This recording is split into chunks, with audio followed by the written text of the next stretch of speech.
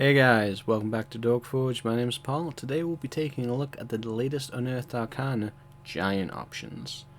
This one was very unexpected, and in terms of what material it could be finding its way into, it is a little bit of a mystery for the time being.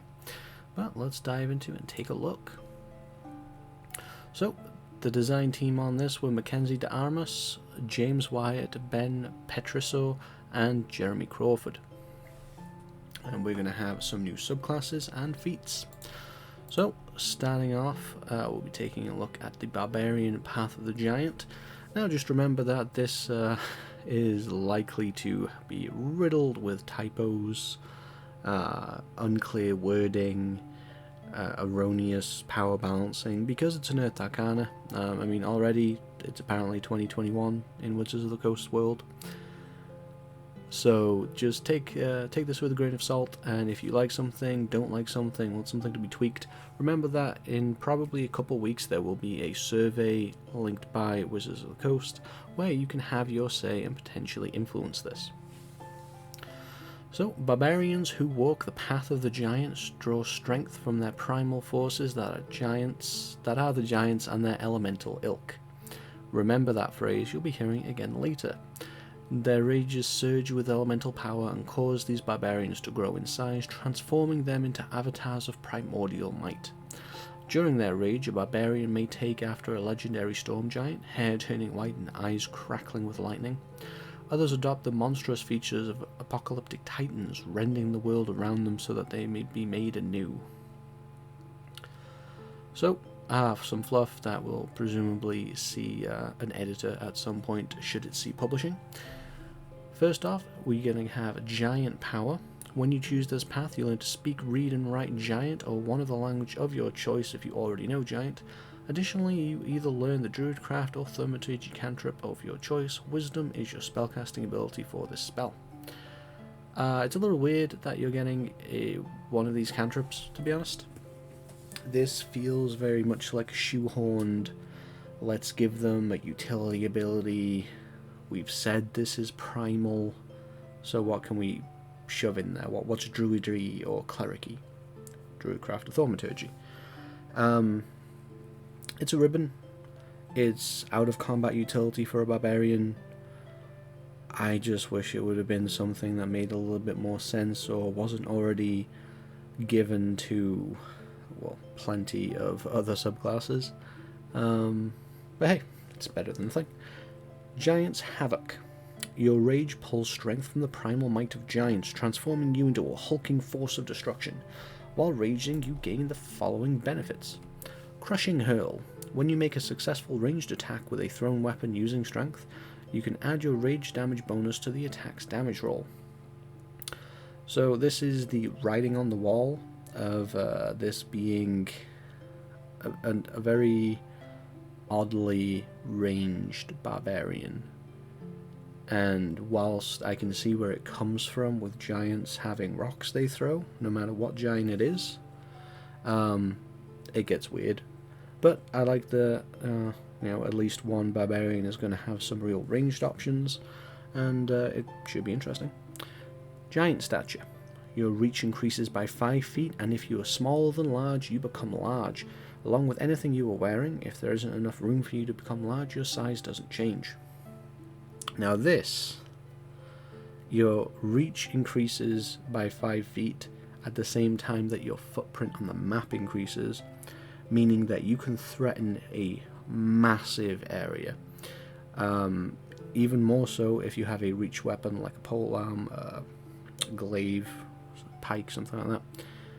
Something interesting here is that normally if you want to play a small race as a barbarian, you are a little hamstrung by not being able to effectively use heavy weapons, meaning that you lose out on reach, great weapon master, and larger damage dice. However, when you rage as this barbarian, you will become large, meaning that you won't suffer the penalties of being small anymore. So you could be a gnome, halfling, goblin, kobold, whatever you want. Rage, become absolutely massive, and then use a huge greatsword to your heart's content. that's actually really cool. I'm looking forward now to seeing some Hulk halflings out there. Coming at level 6, though, we have Elemental Cleaver. Your bond with the elemental might of giants and their ilk grows. Yes, that is very clunkily worded. And you learn to infuse weapons with primordial energy. When you enter your rage, you can infuse one weapon of your choice that you are holding with one of the following damage types: acid, cold, fire, thunder, or lightning. While you wield the infused weapon during your rage, the weapon's damage type changes to the chosen type, and it deals an extra 1d6 of the chosen type when it hits, and it gains the thrown property, with a normal range of 20 feet and a long range of 60 feet. If you throw the weapon, it reappears in your hand the instant after it hits or misses a target. The infused weapon's benefits are suppressed while a creature other than you wields it. While raging and holding the infused weapon, you can use a bonus action to change the infused weapon's current damage type to a different one from the above damage types. Now this is really interesting. So, what this immediately conjures up is just hucking a great sword and having it magically returned to you. If you wanted to play a what-if version of what if Loki became Thor, I guess, you could be a giant and throw a great hammer or something charged with lightning energy. That's pretty cool. So this is actually going to be a very damage-orientated barbarian compared to some others. An extra d6 of damage is not a huge deal. It's not as significant as the damage boost that a zealot gets, for instance, or the additional claw attack that a beast barbarian can get. But being able to change your damage type, it gives you a lot of flexibility in terms of overcoming resistance and immunities. And getting the extra d6 is pretty good, especially bearing in mind that if you play a higher level barbarian, you're going to get brutal critical, which is meaning that you're going to do a whole bunch of lightning damage, probably. Acid would also be a pretty decent damage type as long as you're not fighting oozes and whatnot. But in general, whilst fire and cold would be particularly good, they're not very reliable. Thunder's a pretty good damage type. The whole it becomes returning is interesting. One thing I want to see is infuse one weapon of your choice that you are holding. So there's nothing here that excludes you from infusing a magical weapon. So you could have a +1 weapon. You could have a greatsword, luck blade, for instance, and you could also add on the damage change and the d6, and that's pretty cool. It doesn't lock you into switching out your weapons, which might be a little bit clunky and might feel bad. But again, this isn't the final version, so that could change. 10th level Mighty Impel. This one was a little weird. So your connection to giant strength now allows you to hurl both allies and enemies on the battlefield. As a bonus action while raging, you can choose one medium or smaller creature within your reach and move it to an unoccupied space you can see within 30 feet of yourself. An unwilling creature must succeed on a strength saving throw DC equals 8 plus your proficiency bonus plus your strength modifier to avoid the effect. If at the end of this movement the thrown creature isn't on a surface or liquid that can support it, the creature falls, taking damage as normal and landing prone. So this is where things get weird and interesting. You can kind of just pick up your friends and move them wherever they need to be, bearing in mind that you are a large creature with an additional 5 feet reach. You can really move someone from one end of the battlefield to the other quite easily. And being able to just throw an enemy 30 feet up in the air so they take 3d6 bludgeoning damage, that could be significant. I mean, 3d6 as a bonus action, and the prone is probably one of the larger things. Depending, this is 10th level, so I think most of the time this is going to be very meh as a damage ability. Falling damage is mundane bludgeoning, and resistance and immunity to non-magical bludgeoning, piercing, and slashing becomes increasingly common as you go up in levels. So I think this is primarily going to be useful for setting up a prone enemy so that you can attack them with advantage, providing you're not using your ranged ability to throw a weapon, because that would make it worse for you. The ranged part of this class is starting to feel a little bit at odds with the rest of it, and I understand that it's trying to give the player the option of doing one or the other, but to be frank, you should take one strong direction so you can have a clear design goal. If a player wanted to choose to do something else, they can choose a different subclass. But enough about that. Moving on to 14th, Demiurgical Colossus. Demiurgic Colossus. That is a title. The primordial power of your rage intensifies. When you rage, your reach now increases by 10 feet instead of 5. Your size increases to huge, and you can now use your Mighty Impel to move creatures that are large or smaller. In addition, the extra damage dealt by your Elemental Cleaver increases to 2d6. So we're getting basically just a general bump to everything that we already had. An extra d6 of damage. It's not bad. It is 14th level, so it was getting a little outdated at this point, presumably. Being huge is really crazy. This is not strictly new. You could, through either being a Rune Knight or having a Rune Knight in the party, you could have already... No, you have to be a Rune Knight. You had access to becoming huge in a roundabout way already.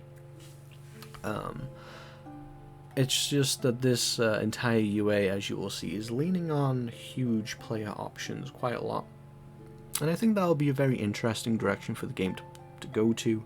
However, I can also see it being wildly inconvenient for a DM. This feature is... it's okay. I mean, the most interesting thing is that it's huge. You can turn to huge. Otherwise, you're just quality of life improvements, a bit of scaling. It's kind of meh.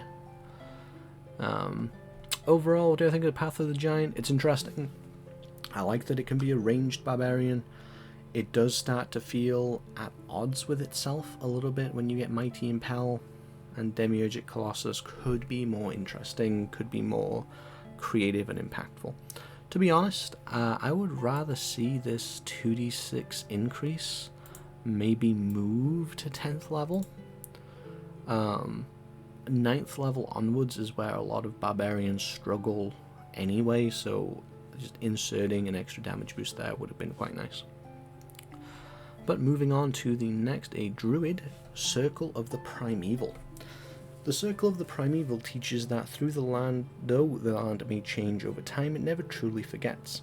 By tapping into the time-worn memory of the earth, these druids summon and bond with the spirit of a primeval behemoth, a hulking creature that once ruled the ancient world alongside the giants, basically dinosaurs.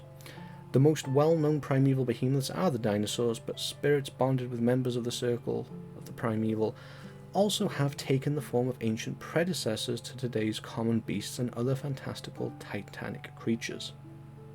So you want to have a baby Tarrasque? I guess you can do that. Working alongside their companion spirit, most druids of the Circle of the Primeval spend their lives delving into long-forgotten places and preserving the remnants of bygone eras. As a druid's power grows, so does their companion, the beast starting near equal in size to its druid partner, before increasing in stature until it too towers over the land. So we start off with the ribbon feature, Keeper of Old. Your connection to the mighty primeval behemoths allow you a new insight into the ancient world. You gain proficiency in the history skill, and when you make an intelligence history check, you can roll a d4 and add the number rolled to an ability check. And this will leave you being rather mediocre at history checks, because your intelligence is still probably going to be pretty bad. A d4 is good, and I suppose you could combine guidance with it for 2d4, but there's no reason this couldn't have just been expertise.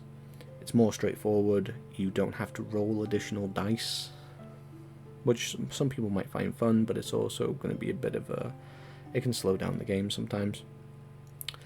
So not bad, but I would prefer to see this changed to expertise. And now the meat and potatoes, the Primeval Companion, and oh my god, look at all that text. Okay, here we go. Starting when you choose this circle, you can call upon the primeval creature whose spirit is bound to you. As an action, you can expend one use of your wild shape feature to summon your Primeval Companion, rather than assuming a beast form yourself. The companion appears in an occupied space of your choice within 30 feet of you. So, spoiler alert, this is basically going to work incredibly similarly to the Wildfire Spirit from the Circle of Wildfire, and it is treading very heavily on their toes. The Primeval Companion is friendly to you and your companions and obeys your commands. It has a stat block which uses your proficiency bonus. You can determine the cosmetic appearance of the companion. For example, your companion may evoke ancient predators like raptors, saber-toothed tigers, and so on, or it might be more inclined for defense, appearing as an armored ankylosaurus or a woolly rhino. Those choices, by the way, I imagine a baby woolly rhino would probably look really cute, and that would be an adorable token art. The choices have no effect on the companion's game statistics. In combat, the companion shares your initiative count, but it takes its turn immediately after yours. It can move and use its reaction on its own, but the only action it takes on its turn is the dodge action, so this is exactly the same as pretty much all companions that came out after Tasha's. It's going to dodge on its own unless you tell it to do something, and if you become incapacitated, it can just act freely in order to basically protect you. The companion remains until it is reduced to 0 hit points, or until you die, at which point the companion vanishes. If you use this feature to summon the companion again, and you already have a companion present, the first companion immediately vanishes. Anything the companion was wearing or carrying is left behind when the companion vanishes. So, there's no time limit on this. It remains until it's reduced until 0 or you die.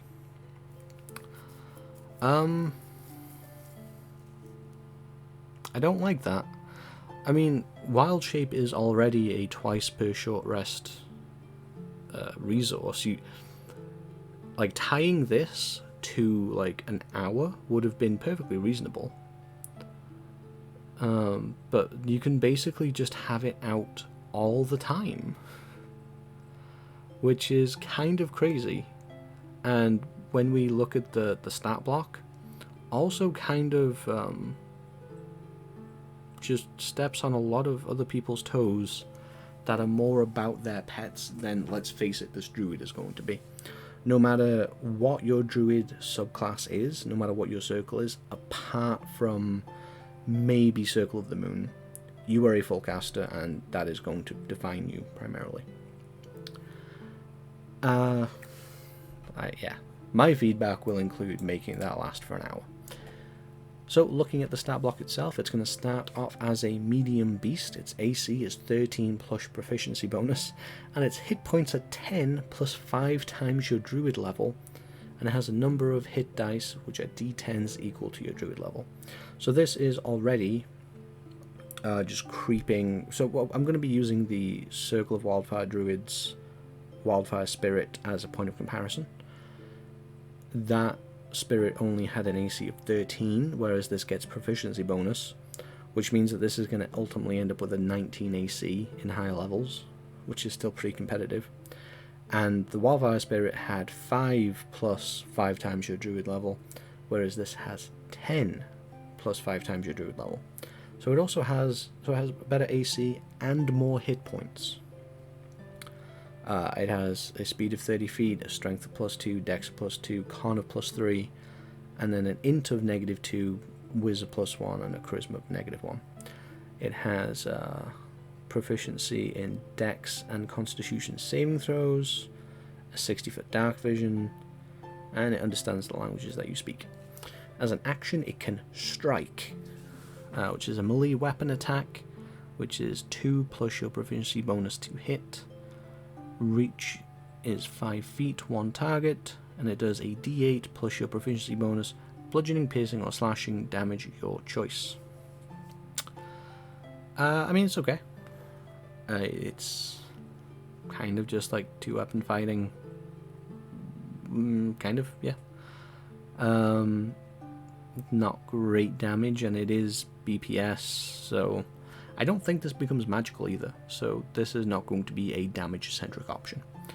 Reactions: Intercept attack. When a creature that the companion can see hits a target with an attack, and the target is within 5 feet of the companion, the target instead takes half the damage instead of the creature.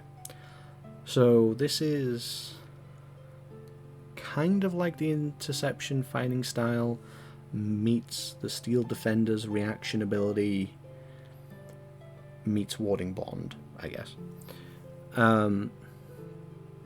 This basically means that your Primeval Companion's hit points are a resource that it will be actively using, as it very explicitly says takes half the damage. So if resistances are in play through race, absorb elements, whatever else, you will actually end up taking a quarter of some attacks, I imagine. So this is very much intended to be a protector, and let's face it, a meat shield, a meat wall. So far, the imagery of having a dinosaur is cool. I don't think it's a particularly interesting option so far, and I'm not sure why they're doing another druid with a companion, but let's see where it goes. Prehistoric Conduit. 6th level ability. You learn how to channel your magic through your Primeval Companion. When you cast a spell with a range other than self, the spell can originate from you or your Primeval Companion. And in addition, if the Primeval Companion is affected by a spell you cast that allows creatures to make a saving throw against its effects, the Primeval Companion has advantage on its saving throw, and if the Companion would normally take half damage on a successful save against the spell, the Companion instead takes no damage on a successful save, and half damage with no additional effects on a failed save. So this is like turning it into kind of a familiar but better, because it's not just melee spells, not just touch spells. And then it's also giving it, in regards to just your spells, evasion plus. It's not restricted to dexterity saves, it's all saving throws. And if it fails, it'll take half damage anyway, and no additional effects. So it'll just... So, if you cast Maelstrom, for instance, it would take half the damage and not be moved even if it failed. Which means that you can be rather either sloppy with your spellcasting, or you can use it to funnel opponents more directly, and both of that is interesting. I will say that this is getting weirder, and it doesn't help with some spells such as Spike Growth. Spike Growth is an iconic druid spell. It is a devastating spell to put down, and despite the special connection you have, this creature would be just as worse off as everybody else. Anywho, Titanic Bond, 10th level. Primeval Companion grows to large size, and when you summon it, you can grant it either a climbing speed or a swimming speed equal to its walk speed. In turn, the Primeval Companion lends you some of its terrifying might. Once per turn while your Primeval Companion is summoned, when you hit a creature with an attack or deal damage to a creature you can see with a spell you cast, you can force that creature to make a wisdom saving throw against your spell save DC. On a failure, the creature is frightened of you until the end of your next turn. This is basically ripping a bullet point straight out of Form of Dread from the Undead Warlock. And it's really weird. Like, so far we're all about having a dinosaur, basically. But now we're scaring people. Not with the dinosaur, but because you're hurting them whilst the dinosaur is nearby? It's a little thematically weird. Mechanically, frightened is a great condition to impose if they're not going to be immune to it. It's just a very weird design choice, in my opinion. Scourge of the Ancients, 14th level. You have learned to fully harness the Titanic legacy of your companion. As part of the bonus action you use to command your companion, you can expend a spell slot of any level to heighten your Primeval Companion's might, granting it the following benefits. Hulking Behemoth. The companion becomes huge and gains temporary hit points equal to 10 times. 10 times the level of the spell slot expended. If there isn't enough room for the companion to become huge, it attains the maximum possible size in the space available. 10 times the level of the spell slot at 14th level. That is a lot of temporary hit points potentially. And it becomes huge, potentially. Mauler. On a hit, the Companion Strike deals an additional damage equal to 1d8 plus the level of the spell slot expended. That's not really worth spending a spell slot on, in my opinion, unless you really need to kill something.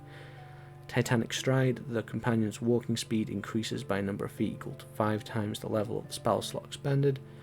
That is... Oh, these benefits last for an hour until the companion vanishes, or until an entire hour. As part of the bonus action used to command your companion. So you can't do this when you summon it, but you can use a bonus action afterwards to infuse it, and it lasts an hour. So whatever you're doing, you're probably doing before combat starts anyway. Okay, since it lasts for an hour, Mauler is more appealing. However, it still is not magical. I don't think it mentioned it becoming magical anywhere. Titanic Stride would make it very quick. And a huge thing being... Oh wait, it gains all of them. Granting it the following... Yeah, it gains all of these benefits. Okay, this is a powerful feature. This is a very powerful feature. And when you bear in mind that you can use your subclass companion in addition to actually using your concentration to summon something, that's kind of crazy. If they wanted it to be all three things, I think this should really use your concentration. I mean, yes, it's eating a spell slot, but it can be literally any spell slot. I mean, you can use a first level spell slot to get a d8 plus 1.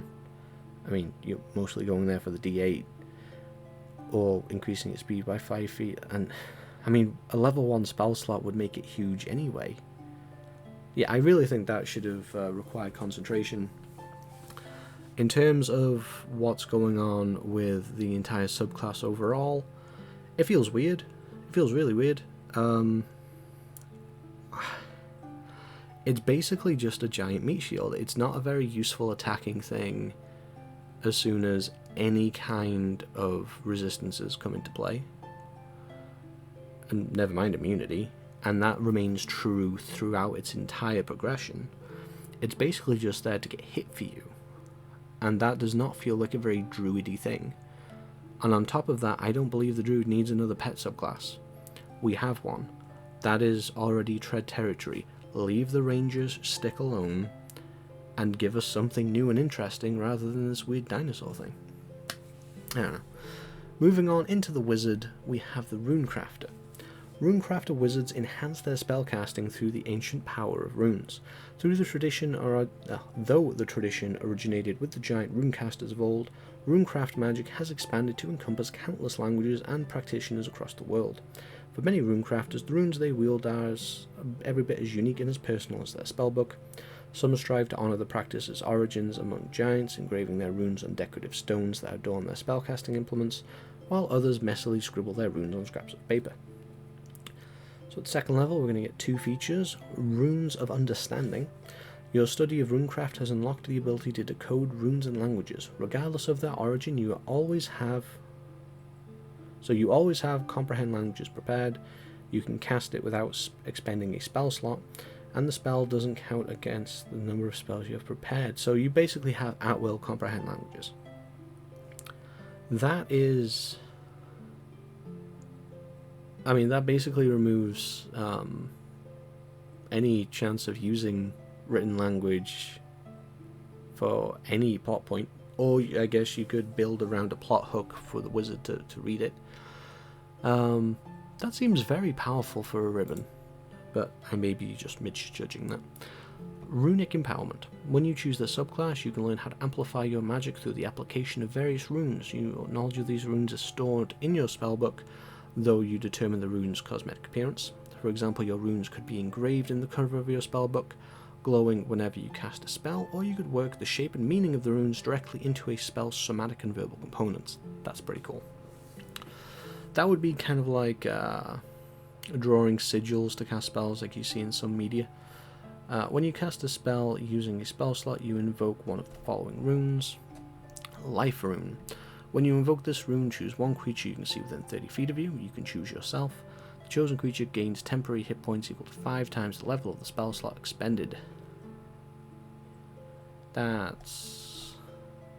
Huh. Okay, that's potentially a lot of temp HP. War Rune. When you invoke this rune, you choose one creature you can see within 30 feet of you. Until the end of your next turn, attack rolls that target... attack rolls that target the chosen creature gain a bonus equal to half the level of the spell slot expended. I was reading that as a buff at first, and the rune was just wildly confusing me. Wind Rune. When you invoke this rune, your speed increases by a number of feet equal to 5 times the level of the spell slot expended, and your movement doesn't provoke opportunity attacks. These benefits last until the start of your next turn. You can invoke no more than one rune per spell. You can use this feature a number of times per your proficiency bonus per long rest.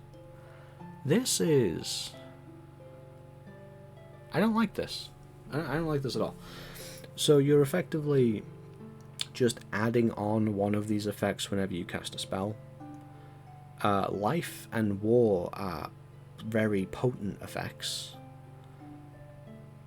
And... You're just doing it at the same time that you're casting a spell. So, I mean, how did they flavor that? Runic empowerment. You are empowering, but you're not empowering your spells. You're doing something entirely different whilst you're casting a spell, and this isn't changing what the wizard does. This is adding on to what they already do. And the wizard already suffers for flavor and a direction to begin with. I would have rather much this been an explicit thing they could have done separately. You can even then be more flexible with the power or the amount of uses. If it's taking their action to do it, make it an actual support ability that they do instead of just making them even better at casting spells than they already were. This feels really weird. I'm not a fan of this.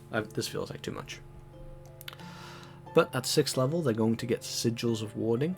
You can call on a Rune of Protection to guard yourself against threats. When you fail a Strength, Dexterity, or Constitution saving throw, you can use your reaction to expend one of your Runic Empowerment and succeed on the saving throw itself. So you're now drawing on the same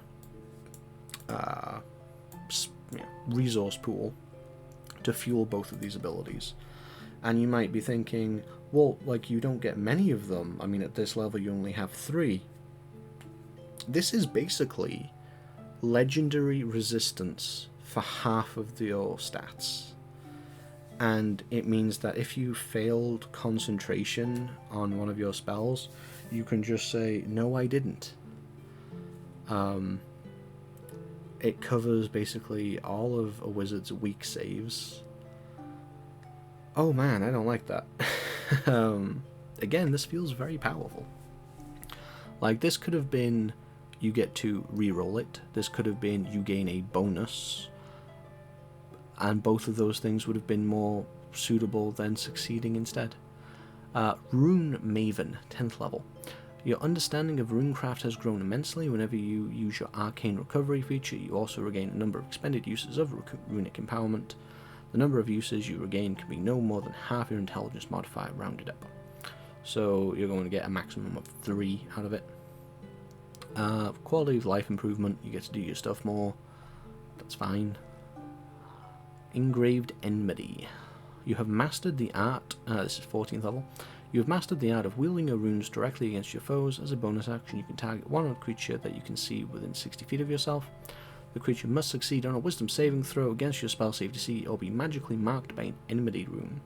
The Enmity Rune appears as a faintly growing mote of energy that hovers around the marked target, which suffers the following effects. And just to clarify, it is all of these effects, not just one of them. Runecraft's Bane. The creature has disadvantage on saving throws made against spells you cast, which would have been enough on its own. Unveiled Enemy. The radiance of the glowing rune makes the creature visible if it's invisible, and the creature can't become invisible whilst the rune persists. That's meh. Woeful Curse. When you mark the creature and as a bonus action on subsequent turns for the duration, you can invoke the Enmity Rune to curse the creature until the start of your next turn. The next time one of your allies hits the cursed creature with an attack roll, the target also takes 1d8 force damage and the curse ends. So that's basically an extra 1d8 force damage in return for your bonus action. It's not bad. It's an extra option. The Enmity Rune lasts for 1 minute or until you lose your concentration, as if you were concentrating on a spell. Once you've marked a creature in this way, you can't do so again until you finish your long rest, unless you expend a spell slot 3rd level or higher to use this feature again. So, this is a 14th level ability, and they're only asking for a 3rd level slot higher to use it again when it implies all those debuffs. Straight away, no, that does not feel good enough, especially since the wizard can regain 3rd level spell slots with their Arcane Recovery. No, that should be at least a 4th level slot, if not a 5th level slot. These are a lot of debuffs to throw on something, particularly failing the saving throw. Now, this is kept in line to some degree by tying up your concentration. At the same time, there are all kinds of stupid spells that do not require concentration for a wizard that it feels kind of balanced. I would feel much better about this ability if it was more restricted on reusing it again, so just bumping the cost up. Overall, I don't really get why this is a wizard. I don't get why they're just making their spells better. That's not something the wizard needed, and arguably kind of like feels a little reminiscent of meta magic in how you're adding stuff onto a spell you're already casting.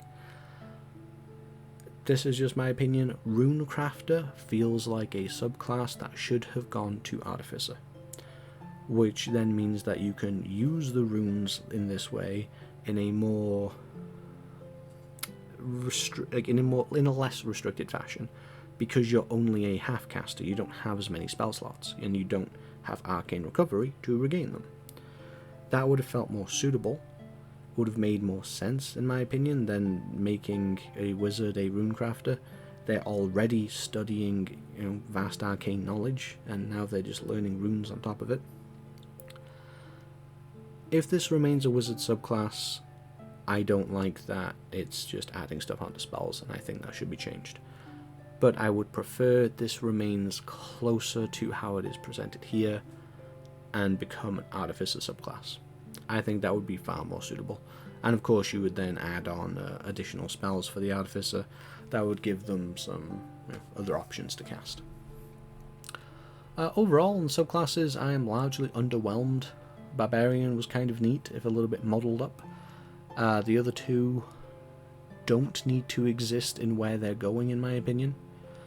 I mean, you could have given the Ranger a Beast Companion that was focused entirely on damage eating. That's not currently a niche explicitly filled. And this should have just been an Artificer subclass. But moving on into feats, and if you are still with me, thank you for persisting this long. This is a little rambly. This is a 5-page PDF, but we are most of the way through it now, I promise. So let's see what we have here. Now, straight away, we have both level-gated feats and feat chains here. Feat trees, whatever you like to call them. So the following section presents a variety of feats linked to giants, primordial elements, and other titanic beings of yore. Some of these feats stem directly from giant sources of power, such as a gift from a giant lord or a consequence of slaying a giant. Others reflect exposure to raw elemental power or time spent among giant creatures, whether befriending them or hunting them. Unless the setting book this turns up in says otherwise, these are going to represent using your ASI. I mean, you can probably have these without ever seeing a giant. Elemental Touched. You have been exposed to the primordial magic of the elemental planes, granting you a measure of control over the natural world around you. You learn either the Druid or Thaumaturgy cantrip. Okay, they're leaning too heavily on that. Using Intelligence, Wisdom, or Charisma as the spellcasting ability. choose when you gain the feat. Whenever you finished a long rest, you choose which element you're attuned to, air, earth, fire, or water, and depending on your choice, you use a bonus action to cause one of the following effects. Air. You gain a fly speed equal to your walking speed until the end of your turn. If you are airborne at the end of your turn after using the movement and aren't held aloft by other means, you fall. Earth. You cause the ground within 30 feet of you to become difficult terrain for 1 minute, or until you create this effect again. During that time, you can move across the ground as difficult terrain without spending extra movement. That's quite nice. Fire. You surround yourself in a cloud of ash and smoke. Until the end of your turn, your movement doesn't provoke opportunity attacks. This is just a bonus action disengage with flavor. Water. You create a forceful surge of water directed at a creature within 15 feet of you can see. Strength saving throw, DC equal to 8 plus whatever mod you chose. And it is pushed 10 feet away from you. You can create this effect a number of times equal to your proficiency bonus. So, I am torn here. So, it's tied to your proficiency bonus, which means that no matter what you choose, you are not doing it much. But it is also giving you a cantrip, even if it is a ribbon cantrip. This doesn't quite feel like it's worth an ASI, especially since you have to choose at your long rest which one you do. I would say either make this a half feat or remove the long rest restriction and let you choose what you do whenever you want. The increased utility would make it actually worth it.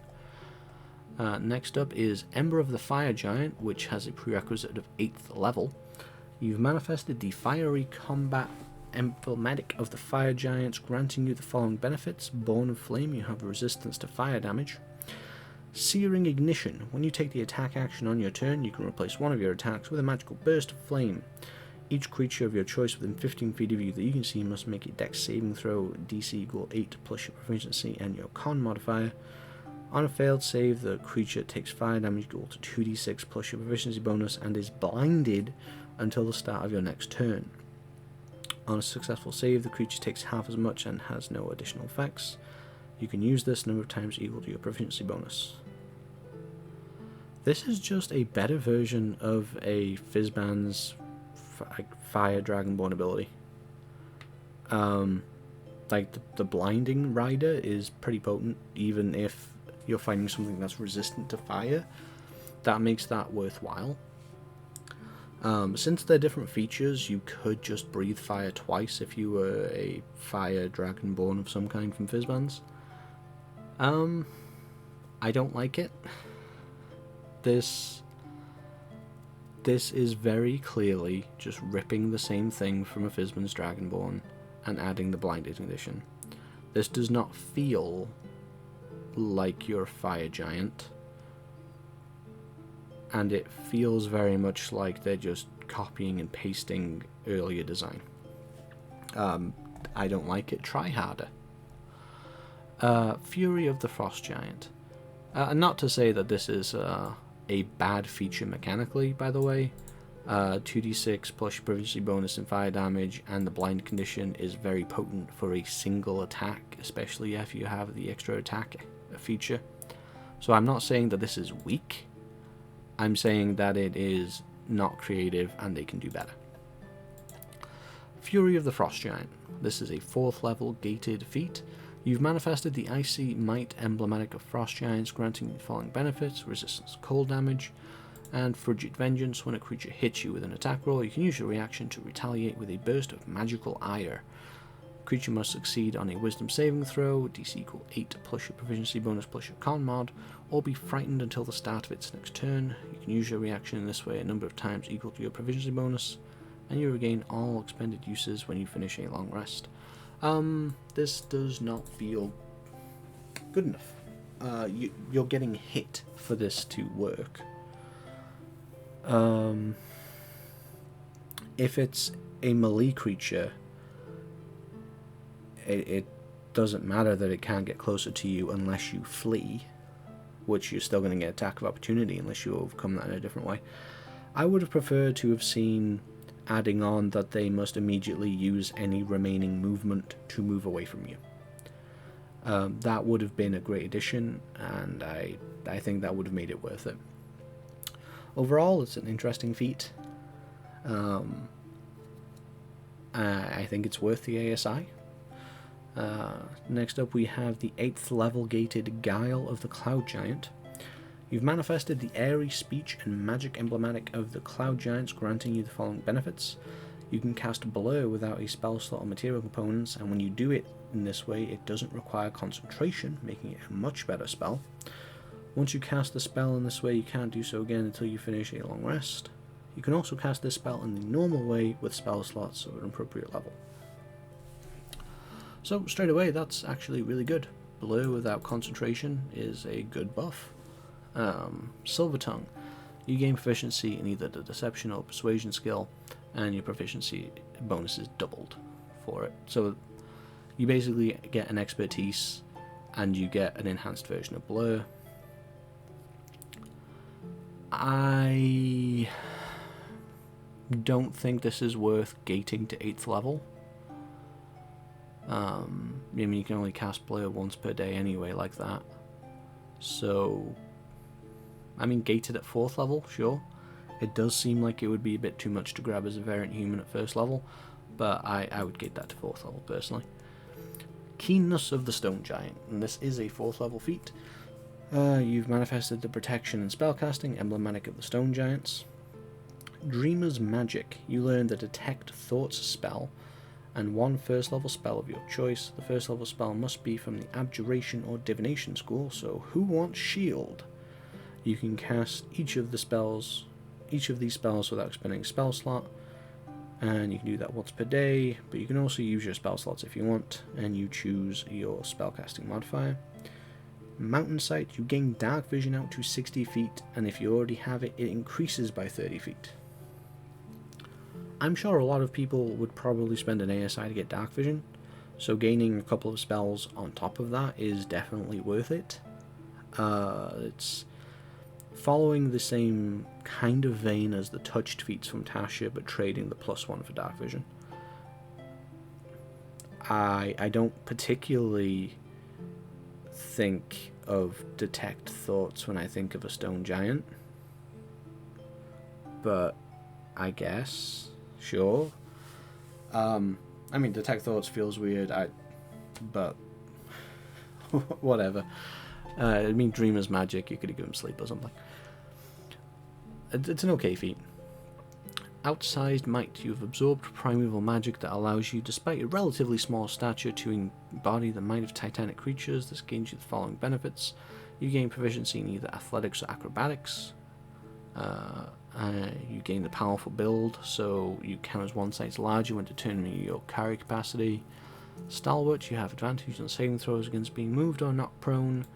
This is not good enough to warrant an ASI. At the very least, this should be a half feat. This should be a half feat letting you bump either your strength or constitution.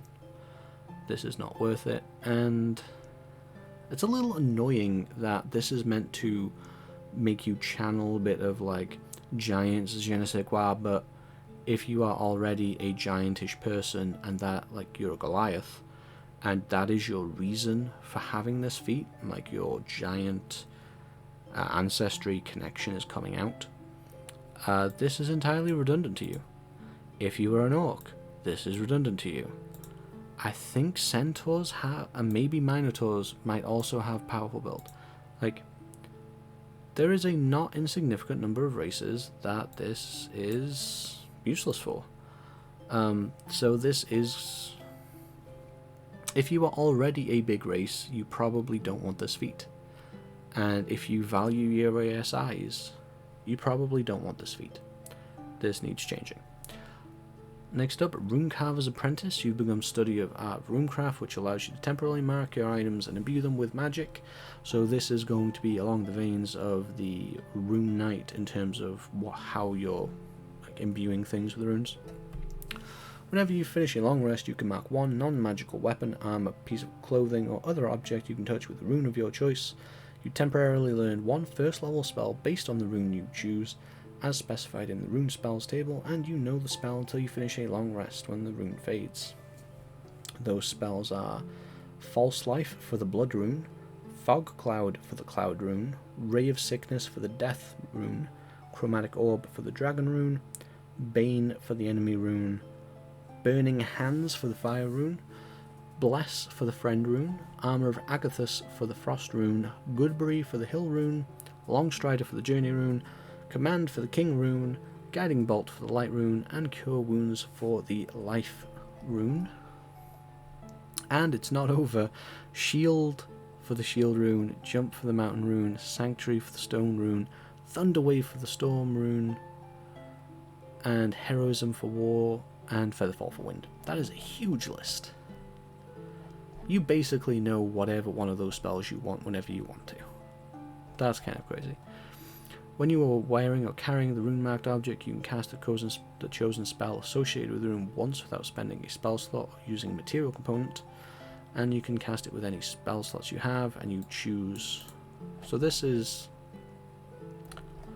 I don't like this. I would have rather have seen a smaller amount of runes with actual abilities rather than just polluting spell lists further.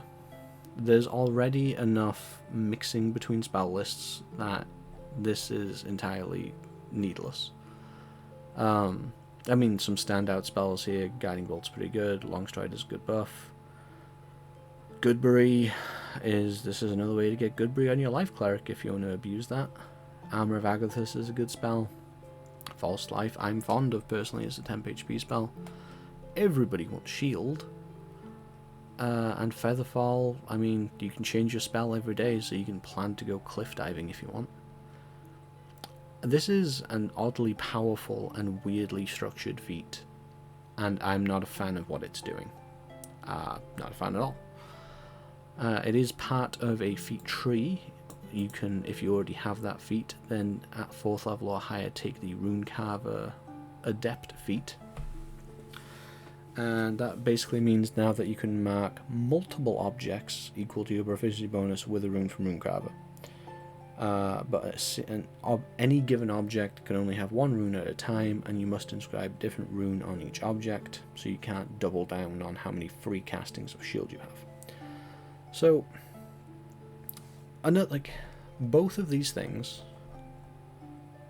tie together, they do the same thing pretty much, and they heavily benefit spellcasters more than any other class because you can cast those spells more.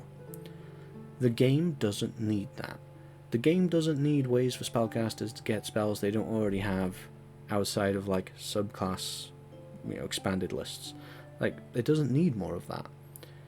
And just throwing more spells at a feat is a lazy design implementation for what this is. Actually spend some time, write up some real concrete benefits you have to choose from like you do with the Rune Knight, and make the list smaller. I do not like this whatsoever. Moving on to our penultimate feat, Soul of the Storm Giant. It's an 8th level feat. And your first bullet point here is going to be Maelstrom Aura. As a bonus action, you surround yourself in an aura of magical wind and lightning that extends 10 feet from you in every direction, but not through total cover. The aura lasts 1 minute, or until you're incapacitated. While the aura is active, attack rolls against you have disadvantage, and whenever your creature starts a turn within the sphere, you can force the creature's speed to be halved until the start of its next turn. And once you've used this bonus action, you have to wait until a long rest to do it again. Otherwise, we get Storm's Oracle. You can cast the Divination spell as a ritual without needing material components. The casting spell modifier is whatever you choose it to be, basically. And once you cast the spell in this way, you cannot do so again until you finish a long rest. It's kind of interesting. I don't really have any problems with this one, other than the Maelstrom Aura only lasts a minute and is used once per rest. Once per long rest. That is very restrictive for something that, it's a good control ability mixed in with defense, but I don't know. I feel like that could have been proficiency bonus if they're so attached to it. If proficiency bonus wasn't the new standard, I would have said just make it a short rest thing. Storm's Oracle, it's fine. Divination is a pain in the butt for a DM, but whatever. It's overall an okay feat, but it could do with being a bit more powerful, especially as it's gated at 8th level. And finally, a 4th level gated feat, Vigor of the Hill Giant. Bulwark. When you are subjected to an effect that would move you at least 5 feet or knock you prone, you can use your reaction to steady yourself. You are then neither moved nor knocked prone. Okay. That's not going to come in handy for many sessions in a row for a lot of people. Hardy Health. When you are subjected to a spell that restores your hit points, you can... So specifically a spell, you can regain additional hit points equal to your Constitution modifier. You can regain these additional hit points a number of times equal to your proficiency bonus, and you regain all expended uses when you finish your long rest. What an awful feat. I mean, at the very least, there should be a half feat if this is going to be written how it is. But additional hit points equal to your Constitution modifier is not going to be many hit points. There is no reason why this is tied to explicitly being healed from a spell. This completely invalidates healing yourself from Second Wind or somebody healing you with the healer feat. That makes no sense. And it should probably work with hit dice as well. So I would remove the proficiency bonus limit and then add those additional things, and then maybe it would be worth your time. But as it is, that is an exceedingly weak feat that is not worth the time of day. The feats have been really a mixed bag, and the primary thing that I have personally gotten from this UA is that, there's some things that are okay, but it is primarily a mess. Now, granted, some of this is just I don't agree with some of the design choices. However, other things are just poor implementation in general. I will be personally giving my feedback when the survey comes around, and no matter what you think, I encourage that you fill out the survey as well so that your voice is heard. However, being not a fan of this myself, I can't bring myself to be too chipper in the closing out of this. But that's just my very long, rambling thoughts. What do you think about all of this, or just the parts that interest you? You don't have to read the whole thing if you don't care. Let us know in the comment section down below. Did you make it through the whole video? If so, thank you. I don't know why you did, but thank you. Like this video if you enjoyed it or just enjoyed it to the end. Hit that subscribe button if you haven't already. Until next time, I've been Paul, and I'll see you at the Forge.